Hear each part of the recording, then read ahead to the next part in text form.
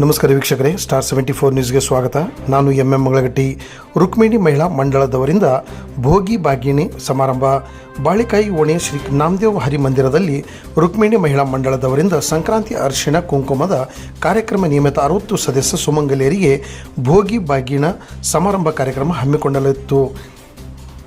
ಹಮ್ಮಿಕೊಳ್ಳಲಾಗಿತ್ತು. ಅತಿಥಿಗಳಾಗಿ ಆಗಮಿಸಿದ ವಾಣಿಜ್ಯ ರಾಮಚಂದ್ರ ಹಂದಿಗೋಳು ಮಾತನಾಡಿ, ಮದುವೆಯ ಸಮಾರಂಭದಲ್ಲಿ ಮದುಮಗಳು ಗೌರಿ ಪೂಜೆ ಸಲ್ಲಿಸಿ 3 ತಾಯಿ, ಅತ್ತೆ, ಇತರ 3 ಹಿರಿಯ ಸುಮಂಗಲಿಯರಿಗೆ ಬಾಗಣ ಅರ್ಪಿಸುವ ಕಾರ್ಯಕ್ರಮ ನಡೆಯುತ್ತದೆ. ಅದರ ಆಶೀರ್ವಾದದಿಂದ ತನ್ನ ಸೌಭಾಗ್ಯ ಹಾಗೂ ಸಂಸಾರದಲ್ಲಿ ಸುಖ, ಶಾಂತಿ, ಸಮೃದ್ಧಿ ಇಂದು ನಡೆಯಲಿ ಎಂದು ಬೇಡಿಕೊಡುತ್ತಾಳೆ. ಈ ರೀತಿ ಅವಳ ಮೊದಲು ದಾನ ಮಾಡುವ ಪ್ರವೃತ್ತಿ ಅವಳಲ್ಲಿ ಬೆಳೆಯಲಿ ಎಂಬುದೇ ಇದರ ಉದ್ದೇಶ ಆಗಿದೆ. ಗಳಿಸಿದ್ದೆಲ್ಲ ತನ್ನ ಸ್ವಂತಕ್ಕೆ ಬಳಸದೆ ತನ್ನ ನೆರೆಹೊರೆಯವರು ತನ್ನ ಸಂತೋಷದಿಂದ ಭಾಗಿ ಆಗಲಿ ಎಂಬ ಉದ್ದೇಶದಿಂದ ಬಾಗಿಣಿ ಕೊಡುತ್ತಾಳೆ ಎಂದರು. ಬಾಗಿಣದಲ್ಲಿ ಮುತ್ತೈದು ಉಪಯೋಗ ಮಾಡುವ ವಸ್ತುಗಳಾದ ಅರಿಶಿಣ, ಕುಂಕುಮ, ಕನ್ನಡಿ, ಬಾಚಣಿಕೆ, ಹಸಿರು ಬಳೆ ಅಲ್ಲದೆ ಯಥಾಶಕ್ತಿ ಹಿಟ್ಟು, ಆಯಾ ಮಾಸದಲ್ಲಿ ಬೆಳೆಯುವ ತರಕಾರಿ, ಬೆಲ್ಲ, ಅಕ್ಕಿ, ತೆಂಗಿನಕಾಯಿ ದಕ್ಷತೆ ಸಹಿತ ಮರತುಂಬಿ ಆ ಸಂಸಾರ ಊಟ ಮಾಡುವಷ್ಟು ಯಥಾಶಕ್ತಿ ಕೊಡಬೇಕು. ಅದನ್ನು ಪಡೆದವರು ಸಹ ಅಷ್ಟೇ ಭಕ್ತಿ ಭಾವದಿಂದ ದೇವರ ಮುಂದೆ ಇಟ್ಟು ಆಯಾ ವಸ್ತುಗಳ ಬಗ್ಗೆ ಮನೆ ಭಂಡಾರದಲ್ಲಿ ಸೇರಿಸಿ ಅದನ್ನು ಉಪಯೋಗಿಸುವುದರಿಂದ ಆಹಾರ ಅಕ್ಷಯ ಆಗುವುದರಲ್ಲಿ ಸಂಶಯವಿಲ್ಲ ಎಂದರು. ಶ್ರೀ ನಾಮದೇವ್ ಸಿಂಪಿ ಸಮಾಜದ ಬಂಧು ಭಗಿನಿಯರು ಕಾರ್ಯಕ್ರಮದಲ್ಲಿ ಉಪಸ್ಥಿತರಿದ್ದರು.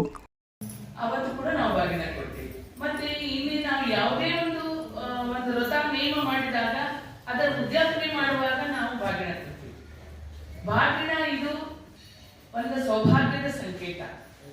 ಈಗ ನಾವು ಮರದಲ್ಲೇ ಯಾಕೆ ಬಾಗಿಣ ಕೊಡ್ಬೇಕು ಅಂತ ನಿಮಗೆ ಪ್ರಶ್ನೆ ಬರ್ಬೋದು. ಮರ ಸಂತಾನದ ಒಂದು ಸಮೃದ್ಧಿಯ ಸಂಕೇತ. ಈಗ ಮಗು ಹುಟ್ಟಿದ ತಕ್ಷಣ ನಾವು ಮಗುವಿಗ 11ನೇ ದಿವಸ ಅದನ್ನು ಸ್ನಾನ ಮಾಡಿಸಿ ಮಗುವಿನ ಮರದಲ್ಲಿ ಮಲಗಿಸ್ತೇವಲ್ಲ, ವಂಶ ವೃದ್ಧಿ ಆಗ್ಲಿ ಅಂತ ಹೇಳಿ ಆ ಮರದಲ್ಲಿ ನಾವು ಮಲಗಿಸ್ತೇವೆ. ಅದೇ ವಂಶ ವೃದ್ಧಿ ಆಗ್ಲಿ ಅಂತೇಳಿ ನಾವು ಮರದಲ್ಲೇ ಬಾಗಿಣ ಕೊಡ್ಬೇಕು.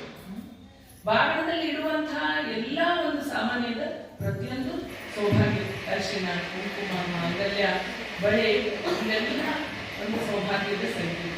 ಅದಕ್ಕೆ ನಾವೇನ್ ಮಾಡಬೇಕು, ನಮ್ಮ ಸೌಭಾಗ್ಯ ವೃದ್ಧಿಯಾಗಲಿ ಅಂತ ಹೇಳಿ ನಾವು ಮುತ್ತೈದೆಗೆ ನಾವು ಬಾಗಿಣ ಕೊಡ್ತೇವೆ. ಹೆಣ್ಮಗಳು ಯಾವುದನ್ನು ತನಗಾಗಿ ಏನೂ ಕೇಳುವುದಿಲ್ಲ.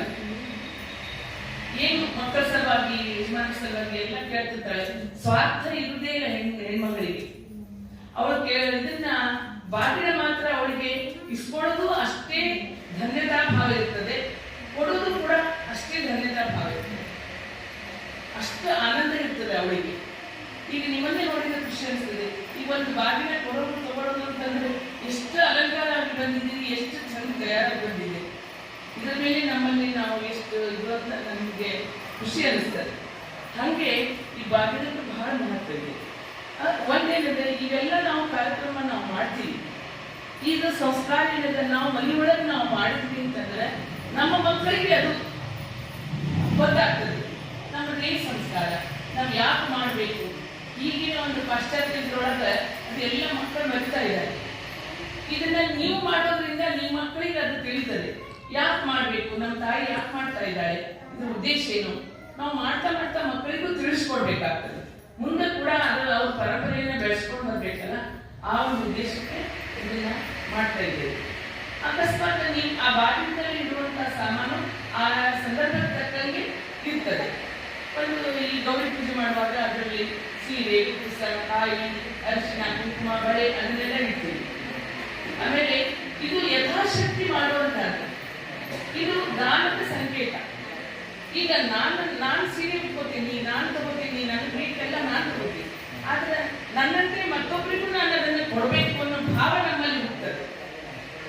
ಆ ಒಂದು ಉದ್ದೇಶ ಇಟ್ಕೊಂಡು ಹಿರಿಯರನ್ನು ಮಾಡ್ಯಾರ, ಸಂಪ್ರದಾಯ ಹಾಕ್ಯಾರ. ಅದು ಕೂಡ ಮಕ್ಕಳಿಗೆ ಗೊತ್ತಾಗ್ಬೇಕು. ಆಮೇಲೆ ನಾವು ಕಷ್ಟಪಟ್ಟು ಅದನ್ನ ನಾವು ಹೀಗೆ ರೆಡಿ ಮಾಡಬೇಕು ಅಂತ ಇಟ್ಕೋಬಾರ್ದು. ನಮ್ಮ ಯಥಾಶಕ್ತಿ, ನಮ್ಮ ಯೋಗ್ಯತಾನುಸಾರ ನಾವು ಮಾಡಬೇಕು. ಆದ್ರೆ ಸಂಪ್ರದಾಯ ಎಂದೂ ಬಿಡಬಾರ್ದು. ನಿಮಗೆ ಆಗಲಿಲ್ಲ ಅಂತಂದ್ರೆ ಬಳೆ, ಅರಿಶಿಣ, ಕುಂಕುಮ, ಒಂದ್ ಸ್ವಲ್ಪ ಉಳಿ ಇಷ್ಟಾದ್ರೂ ನೀವು ಈ ಒಂದು ಪೂಜೆ ಸಂದರ್ಭದೊಳಗೆ ಕೊಟ್ರೆ ಅದು ಕೂಡ ನಿಮ್ಗೆ ಒಳ್ಳೇದಾಗ್ತದೆ.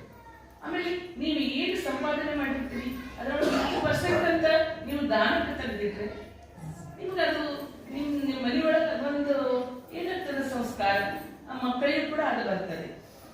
ನಾವು ಮಾಡಿ ದುಡ್ಡದ್ದು ನಮಗೆ ತಿಳ್ಕೊಂಡೊಂದು ಭಾವನೆ ಇರಬಾರ್ದು. ಎಲ್ಲೇ ಆಗಲಿ ಇದನ್ನ ಮಾಡ್ಬೇಕು, ಪೂಜೆ ಪುರಸ್ಕಾರ ಮಾಡುವಾಗ ಈ ತರ ನಾವೆಲ್ಲ ಕೂಡಿ ಮಾಡಿದಾಗ ಒಂದು ಇದು ಇರ್ತದೆ. ಆಮೇಲೆ ಇನ್ನೊಂದೇನಿದೆ, ನೀವು ಮನೆಯೊಳಗೆ ನೀವು ಏನೋ ಮಾಡ್ತೀವಿ, ಈ ಸಾಮೂಹಿಕವಾಗಿಯೂ ಕೂಡ ಮಾಡೋದು ಅದೊಂದು ಶಕ್ತಿ. ಅದು ಇದು ಭಗವಂತ ಇಲ್ಲಿದ್ದಾನೆ, ಭಗವಂತನ ಮುಂದೆ ನೀವು ಇಂತಹ ಕಾರ್ಯ ಮಾಡೋದು ಅದು ಕೂಡ ನಿಮ್ದು ಭಾಗ್ಯ ಅಂತ ಅನ್ಕೋಬಹುದು. ಅದರೊಳಗೂ ಸತ್ಯಕನ್ನ ನೀವು ಭಾಗ ತಗೋಬೇಕು.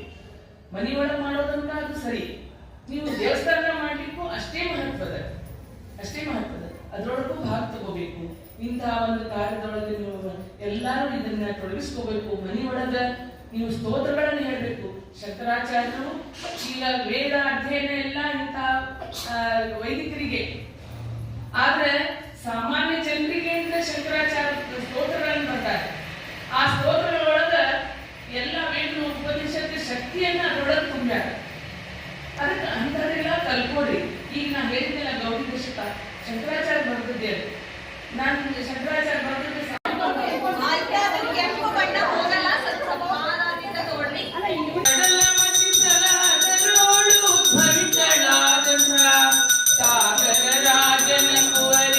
ಲಕ್ಷ್ಮೀ ದೇವಿ ಜೈ ಜೈ ಪಾಲಿತನಗೆ ಭಾಗ್ಯದ ದೇವಿ. ಶ್ರೀರಾಮನ ರತಿಯಾಗಿ ಸೀತಾ ವಿಧಾನದಿ, ಶ್ರೀಕೃಷ್ಣನ ರತಿಯಾಗಿ ರುಕ್ಮಿಣಿಯ ಹೆಸರಿ ನಿಮ್ ಭೂಲೋಕದಿ ಅವತರಿಸಿ ಮಹಿಮೆಯ ತೋರಿ. ಜೈ ಜೈ ಪಾಲಿತನಗೆ ಭಾಗ್ಯದ ದೇವಿ. ತುರುಗಾಹಿಯಾಗಿ ನೀನು ಪ್ರತಿಶೋಧ ಮಾಡಿದಿ, ಪತಿ ಮದುವೆ ಮಾತು ಕೇಳಿ ತ್ವರಿತದಲ್ಲೇ ಬಂದುನಿ. ಪದುಮಾವತಿ ಪಾಣಿ ಗ್ರಹಣವ ಮಾಡಿಸಿನಿ. ಜೈ ಜೈ ಪಾಲಿತನಗೆ ಭಾಗ್ಯದ ದೇವಿ. ಜೈ ಜೈ ಪಾಲಿತನಗೆ ಭಾಗ್ಯದ ದೇವಿ. ಪ್ರತಿ ಶುಕ್ರವಾರ ದಿನದಿ ಪೂಜೆಯಲ್ಲಿ ಕೊಂಬುವೆ, ದುಷ್ಟರನ್ನು ಶಿಕ್ಷೆ ಮಾಡಿ ಶಿಷ್ಟರನ್ನು ಪಾಲಿಸೈ. ಭಕ್ತರ ಇಷ್ಟಾರ್ಥವ ಪೂರೈಸುವ ದೇವಿ. ಜೈ ಜೈ ಪಾಲಿತನಗೆ ಭಾಗ್ಯದ ದೇವಿ, ಭಾಗ್ಯದ ದೇವಿ.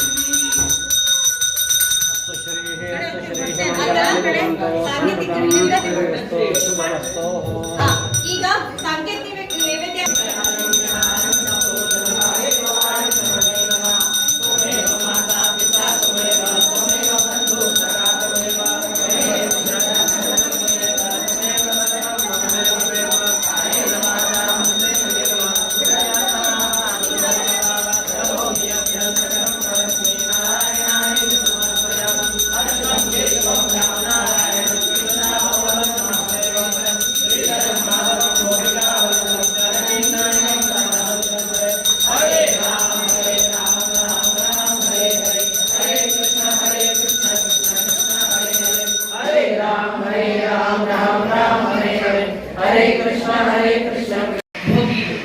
ಭೋಗಿ ಸಂಕ್ರಮಣ ಭೋಗಿ ಏನಿರ್ತದಲ್ಲ ಅದನ್ನ ನೀವು ಎತ್ಕೊಳ್ತಾನೆ ಕೊಡ್ಬೇಕು.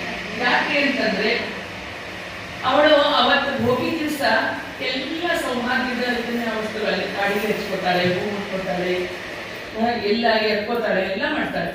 ಎದ್ದ ತಕ್ಷಣನೇ ನಾನು ಈ ಒಳ್ಳೆ ಕಾರ್ಯ ಮಾಡಬೇಕು ಅಂತ ಸ್ನಾನ ಮಾಡದಲ್ಲೇ ಕೊಡ್ಬೇಕು ಸಂಕ್ರಮಣದ ಭೋಗಿನ. ರಥಸಪ್ತಮಿ ಭೋಗಿನ ಎತ್ಕೊಂಡು ಕೊಡ್ಬೇಕು. ಹಂಗೆ ನೇಮ ಇದೆ. ಭೋಗಿ ಒಳಗೆ ಏನ್ ಸಾಮಾನು ಇರ್ಬೇಕು ಅಂದ್ರೆ, ನಾವು ಇಬ್ರು ಒಂದು ದಂಪತಿಗಳು ಊಟ ಮಾಡುವಷ್ಟು ಅದನ್ನ ಅಲ್ಲಿ ಸಾಮಾನುಗಳನ್ನ ಇಡಬೇಕು. ಅಲ್ಲಿ ಇರುವಂತ ಸಾಮಾನು ಆ ಒಂದು ಋತುಮಾನಕ್ಕೆ ತಕ್ಕಂತ ಸಾಮಾನುಗಳು ಇರ್ತದೆ. ಹುಗ್ಗಿ ಮಾಡಬಹುದು. ಆಮೇಲೆ ಈಗ ಸೃಷ್ಟಿಯೊಳಗೆ ಏನು ರೈತರು ಬೆಳೆದಿರ್ತಾರೆ, ಹೊಸ ವಸ್ತು ಎಲ್ಲ ಬಂದಿರ್ತದೆ. ರೈತರ ಕಡೆಯಿಂದ ಕಬ್ಬು ಬಂದಿರ್ತದೆ, ತರಕಾರಿ ಬಂದಿರ್ತದೆ, ಹಣ್ಣು ಬಂದಿರ್ತದೆ. ಅದನ್ನೆಲ್ಲ ಹೊಸದಾಗಿ ನಾವು ತಗೊಂಡು ಬಂದು ಅದನ್ನು ದಾನ ಮಾಡಿ ನಾವು ಉಪಯೋಗಿಸ್ಬೇಕು ಅನ್ನೋ ಒಂದು ಭಾವನೆಯಿಂದ ಹಿರಿಯರನ್ನು ಮಾಡಿದ್ದಾರೆ.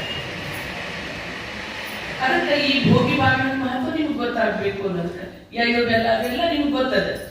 ಉಳಿದು ನೀವೆಲ್ಲರೂ ಇದನ್ನ ನಿಮ್ಮ ನೋಡಿದ್ರೆ ನೀವೆಲ್ಲ ಮಾಡ್ತೀರಿ ಅಂತದೆ. ಅದಕ್ಕೆ ನನ್ನ ತಿಳ್ಪಟ್ಟಿಗೆ ನಾವು ಒಂದೆರಡು ಮಾಡ್ತೀವಿ. ಈ ಭೋಗಿನ ಒಬ್ರಿಗೊಬ್ರು ಮುಟ್ಟೆ ಕುಟ್ಕೋಬೇಕು. ಈಗ ಅವಳಲ್ಲಿ ಸಂಕೇತ ಅಂತ ಇಟ್ಟಿದ್ದಾಳೆ. ಅದು ಸ್ವಲ್ಪ ಅಂತ ಅನ್ಕೋಬಾರ್ದು. ಅದು ನಿಮ್ಮ ಮನೆಗೆ ತಗೊಂಡು ಹೋದ್ಮೇಲೆ ಅದು ಅಕ್ಷಯ ಆಗ್ತದೆ. ಆ ವಸ್ತು ಏನಿದೆ ನಿಮ್ಮ ಮನೆ ತಗೊಂಡು ನಿಮ್ಮ ಅಕ್ಕಿ ಡಬ್ಬಿಯಲ್ಲಿ ಹಾಕಿದ್ರೆ ಅದು ನೀವು ಆ ವಸ್ತು ಏನಿದೆ ಖಂಡಿತ ಅಕ್ಷಯ ಆಗ್ತದೆ. ಅಷ್ಟು ಮಹತ್ವ ಆ ಬಾಗಿನಕ್ಕೆ. ಅದಕ್ಕೆ ಈ ಬಾಗಿನ ವ್ಯವಸ್ಥೆ ಮಾಡಿದ್ದು ನನಗೆ ನಿಜವಾಗಿ ಬಹಳ ಖುಷಿ ಅನ್ನಿಸ್ತು, ಬಹಳ ಆನಂದ ಆಗಿದೆ. ಇದೇ ರೀತಿ ನೀವು ಆ ಸಂದರ್ಭ ತಕ್ಕಂತ ನೀವು ಸದ್ಯಕ್ಕೆ ನಿಮ್ಮ ಶಕ್ತ್ಯಾನುಸಾರ ವರ್ಷಕ್ಕೆ ಒಂದಾದ್ರೂ ಬಾಗಿನ ಕೊಡುವಂತಹ ಒಂದು ಕ್ರಮವನ್ನ ನೀವು ಇಟ್ಕೋರಿ. ಅದರಿಂದ ನಿಮ್ಗೆ ಆನಂದ ಸಿಗ್ತದೆ. ನಾನು ಒಬ್ಬರಿಗೆ ಕೊಟ್ಟೆ ಅಂತ ಆನಂದ ಸಿಗ್ತದೆ. ದಾನ ಮಾಡ್ತೀವಿ, ಬೇಕಾದಷ್ಟು ದಾನ ಮಾಡ್ತೀವಿ, ಮಾಡುದಿಲ್ಲ ಅಂತಿಲ್ಲ. ಈ ಒಂದು ಇದನ್ನ ಮಾಡಿದಾಗ ಹೇಗಿದೆ ಅಂತ ಮುತ್ತೈದಿ ಭಾಗ್ಯ ಎಷ್ಟಿದೆ ಅಂದ್ರೆ ಮರಣಾನಂತರ ಸದ್ಯಕ್ಕೆ ಅವರಿಗೆ ಬಾಗಿನ ಕೊಡ್ತಾರೆ. ಅವಾಗ ಪಾರ್ವತಿ ಸ್ವರ್ಗದ ಬಾಗಿಲಿಗೆ ನಿಂತಿರ್ತಾಳಂತೆ. ತಗೊಂಡ್ ಬಾ, ನೀ ಬಾಗಿನ ತಂದಿದೀಯಾ, ನೀ ತಗೊಂಡ್ ಬಾ ಅಂತ. ಎಷ್ಟು ಭಾಗ್ಯದ ನೀವು ನೋಡ್ಕೊಡಿ, ಅಷ್ಟು ಮುತ್ತೈದಿಗೆ ಭಾಗ್ಯ ಇದ್ದದ. ಅದಕ್ಕೆ ಇಂಥ ಒಳ್ಳೆ ಕಾರ್ಯಕ್ರಮ ನೀವು ಮಾಡ್ಲಿಕ್ಕತ್ತೀರಿ. ನನ್ಗೆ ಬಹಳ ಆನಂದ ಆಗಿದೆ. ಈ ಸಂಸ್ಕೃತಿ ಸಂಸ್ಕಾರ ಇದನ್ನೆಲ್ಲ ಮುಂದುವರ್ಸ್ಕೊಂಡು ಹೋಗೋಣಂತ. ಅವಳು ಕೂಡ ಬಹಳ ಚಂದ ರೆಡಿ ಮಾಡಿ, ಎಲ್ಲಾರು ಸೇರಿ ಮಾಡಿರಿ, ಬಹಳ ಚಂದ ರೆಡಿ ಮಾಡಿರಿ. ಇದನ್ನ ಒಂದು ಶ್ರದ್ಧಾ ಭಕ್ತಿಯಿಂದ ಕೊಡುವುದು ತಗೊಳ್ಳೋದು ಮಾಡಿ. ನಿಮ್ಗೆ ಅದರೊಳಗೆ ಆನಂದ ಅದ. ಈಗ ತಗೊಳ್ಬೇಕಾದ್ರೆ ನೀವು ಅದು ಏನ್ ಹೇಳ್ಬೇಕು ಅನ್ನೋದೆಲ್ಲ ಹೇಳಿದಾಳೆ ಅವಳು. ಅದನ್ನ ಆ ರೀತಿ ಒಂದು ಶ್ರದ್ಧಾ ಭಕ್ತಿಯಿಂದ ಮಾಡಿ. ನೀವು ಏನು ಸಣ್ಣ ಕೆಲಸ ಮಾಡಿ. ನಿಮ್ಗೇನು ನಿಮ್ಮ ಆಡಂಬರ ಮಾಡ್ಬೇಕಂತ ಏನಿಲ್ಲ. ಯಾವುದೇ ಪೂಜೆ ಮಾಡ್ಬೇಕಾದ್ರೂ ನಾವು ಆಡಂಬರ ಮಾಡ್ಬೇಕಿದ್ದಿಲ್ಲ. ಭಕ್ತಿಯಿಂದ ಒಂದು ತುಪ್ಪದ ದೀಪ ಹಚ್ಚಿ ಒಂದು ಉದ್ದಿನ ಕಡ್ಡಿ ಬೆಳಗ್ಗೆ ಸತಿ ಭಗವಂತನ ಅರ್ಪಣೆ ಆಗ್ತದೆ.